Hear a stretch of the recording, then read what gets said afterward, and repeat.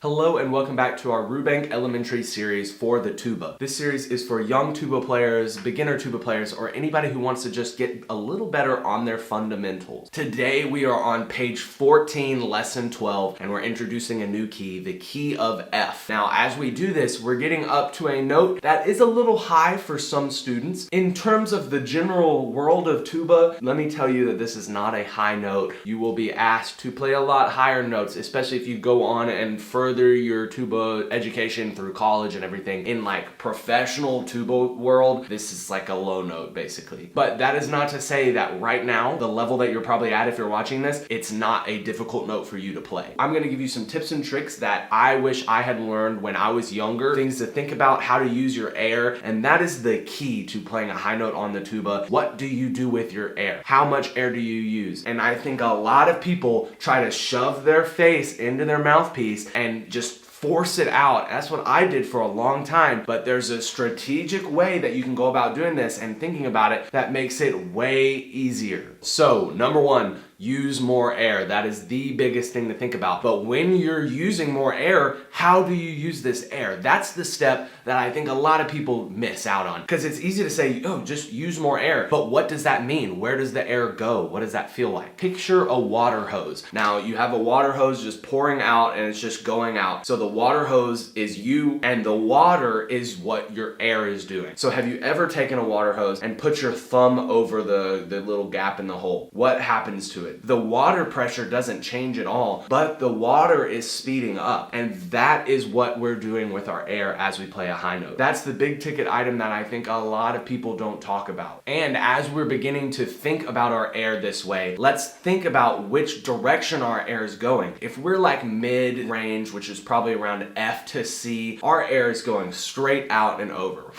But as we go higher in the range, I find that it helps me to think about pointing my air down a little bit. This is a little bit of an advanced concept, so I'm not gonna dive into that any more than just that much. But if it helps you to think, what direction is my hose pointing? That is the direction that we're pointing it. We're thinking down as we go up, which is an interesting concept, but it really, really helps a lot. What we don't wanna do on this is really pinch together and really try so hard that our face turns purple and we leave a ring around our lips and everything like that. If you're doing that, if something is hurting, you're doing something wrong, and we want to build good habits here. So doing all these things, pointing your air down, using more air, thinking about a water hose is the way to do this correctly. So keep that in mind as we play through this. We will be playing this at 90 beats per minute all throughout this page. And keep in mind that as I'm playing, if you do see my fingers in the shot, sometimes you do, sometimes you don't. This is a C tuba. What you're probably playing on is a B flat tuba. So my notes are different fingerings than yours. Don't rely on me for fingerings. My open is a C, your open is probably B flat. Pull up a fingering chart if you need help with fingerings. We're just here for sound, tones, and helpful tips.